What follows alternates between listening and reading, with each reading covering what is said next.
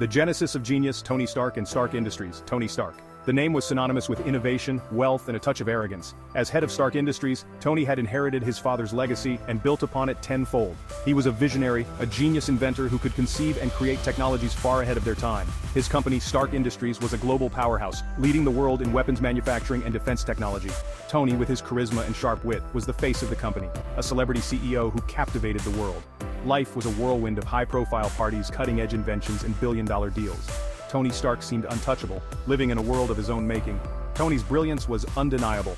He possessed an unparalleled understanding of engineering, physics, and artificial intelligence. His mind raced with ideas, constantly seeking new challenges and pushing the boundaries of what was possible. From a young age, he tinkered with electronics, building rudimentary circuits before he could even ride a bike. By his early 20s, he had graduated from MIT with multiple degrees, already leaving his mark on the world of technology. Tony's inventions were not mere gadgets. They were breakthroughs that promised to revolutionize industries and reshape the future. But beneath the surface of the charming billionaire, there was a certain emptiness.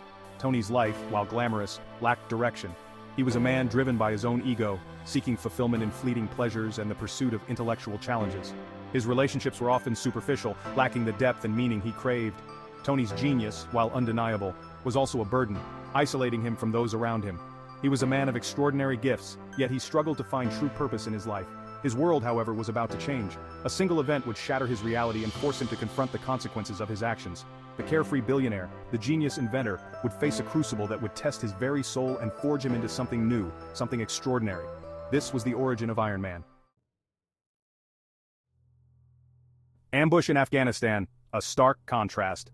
The barren Afghan desert stretched out before him, an endless expanse of sand and rock, a stark contrast to the luxurious world Tony Stark was accustomed to, filled with opulence and comfort. He was in Afghanistan to demonstrate Stark Industries' latest weapon, a marvel of modern engineering, the Jericho missile, a terrifying display of firepower that could obliterate entire targets with ease. Surrounded by military personnel and journalists, Tony reveled in the attention, basking in the limelight, his usual arrogance on full display, confident in his abilities and the power of his creations. He was oblivious to the danger lurking just beyond the horizon, a threat that would soon change everything. The demonstration went off without a hitch, a flawless execution of precision and power. The Jericho missile, a testament to Tony's genius, performed flawlessly, obliterating its target with devastating accuracy. As the dust settled and applause erupted, a sense of triumph filled the air. A convoy of military vehicles sped across the desert, their mission seemingly complete, heading straight for Tony and his entourage, unaware of the impending danger. Before anyone could react, the convoy came under attack, a sudden and violent ambush, a chaotic explosion of gunfire and confusion, the serene desert now a battlefield. Tony, caught in the crossfire, was thrown to the ground, his world spinning out of control, the world around him dissolving into a cacophony of violence and chaos. He regained consciousness in a dark, cramped cave, the air thick with dust and fear, his world reduced to the throbbing pain in his chest and the panicked beating of his heart, each breath a struggle. He was a prisoner of the Ten Rings, a ruthless terrorist group. A terrorist group that had been terrorizing the region, their influence spreading fear and destruction. His captors, their faces hidden behind scarves, demanded that he build them a Jericho missile, a weapon of mass destruction. They had footage of the demonstration, proof of his genius and the devastating power of his creation, a chilling reminder of his capabilities. Tony, wounded and disoriented, was faced with an impossible choice. Comply with his captors or face certain death, a decision that weighed heavily on his mind. Fear, a sensation Tony Stark rarely experienced, gripped him, a cold and unrelenting force. He was no longer the untouchable genius, the master of his own destiny, but a man stripped of his power and control. He was a prisoner, his life hanging by a thread, each moment a battle for survival. The stark reality of his situation crashed over him, a wave of despair and realization.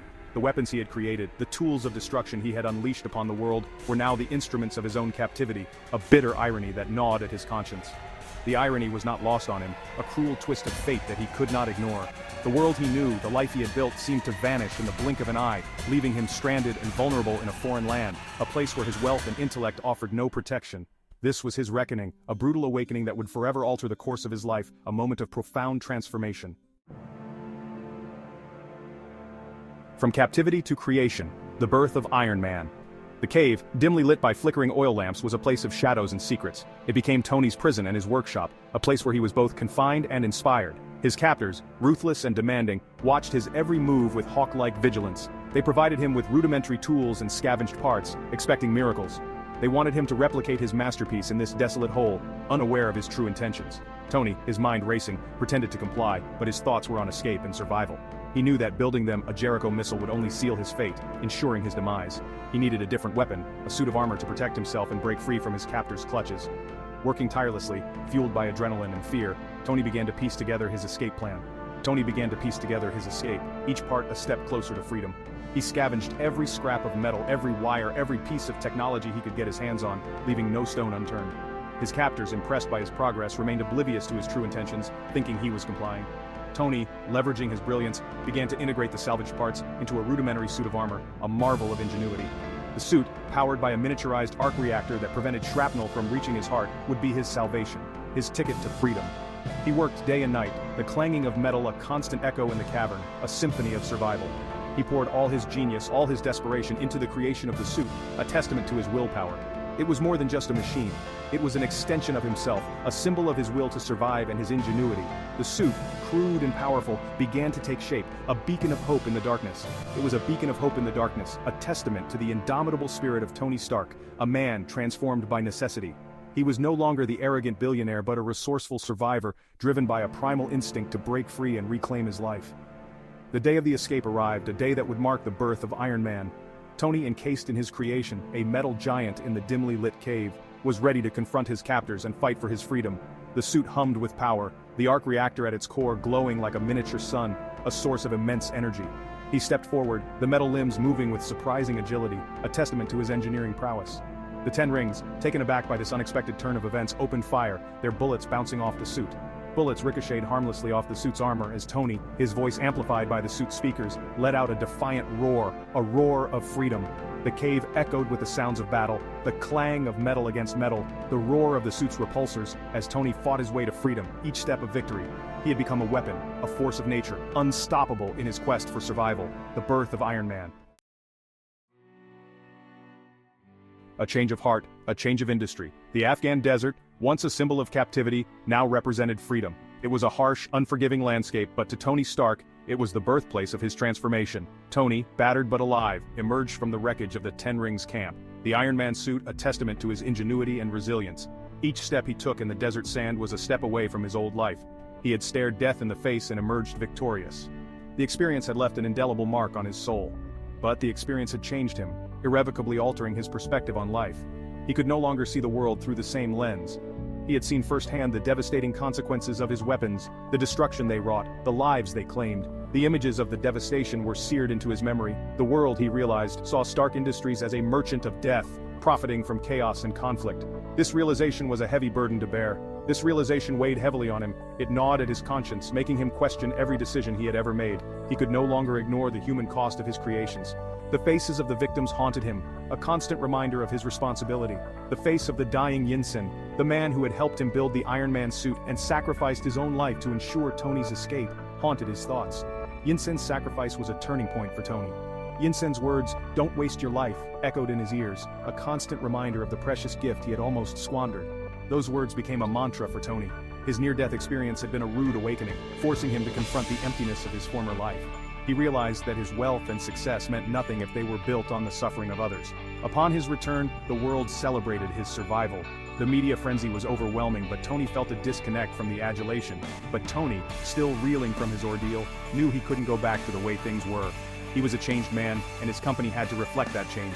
He called a press conference, a media frenzy erupting as soon as his name was announced.